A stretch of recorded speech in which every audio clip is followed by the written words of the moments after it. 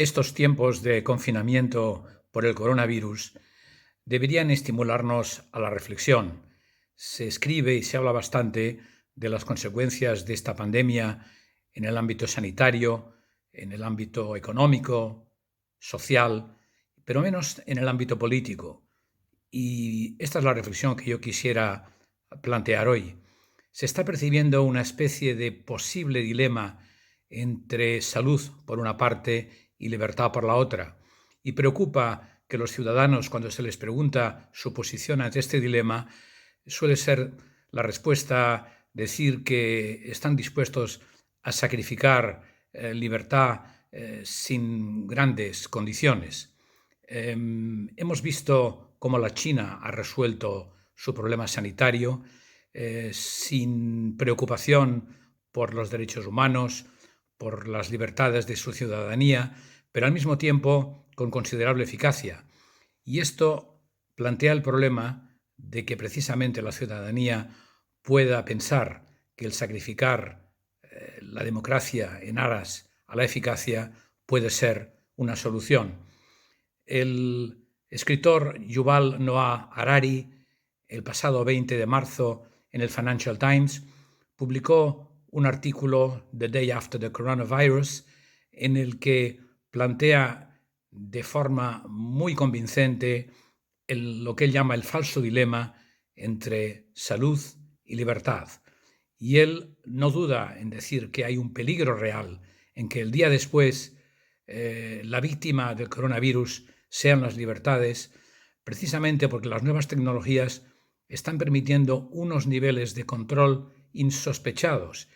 Y de la misma forma que se puede controlar la presión sanguínea o la temperatura del cuerpo, pues de ahí a controlar los sentimientos y las ideologías hay solamente un paso. Y nos alerta seriamente de este peligro. Y esto no es teoría. Hemos hablado de lo que ocurría en China, pero veamos lo que está ocurriendo en Hungría, donde el primer ministro Viktor Orbán se ha atribuido, a raíz de esta crisis, unos poderes prácticamente ilimitados, ha suspendido las sesiones del Parlamento, gobierna por decreto, desprecia la libertad de prensa y añade con ello márgenes de libertad a unas libertades excesivas que ya se había tomado antes. En España también estamos reflexionando sobre cómo introducir posibles controles de geolocalización a través de los móviles. Se nos dice que se hará en pleno respeto de garantías constitucionales, de ley de protección de datos, que serán de momento datos agregados, pero vamos viendo que también probablemente se nos van a pedir datos individuales. ¿Cuál es la implicación para la libertad individual?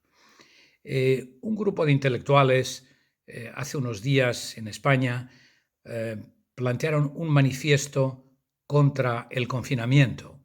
Entre ellos estaba Guillermo de la Dehesa, también Leguina.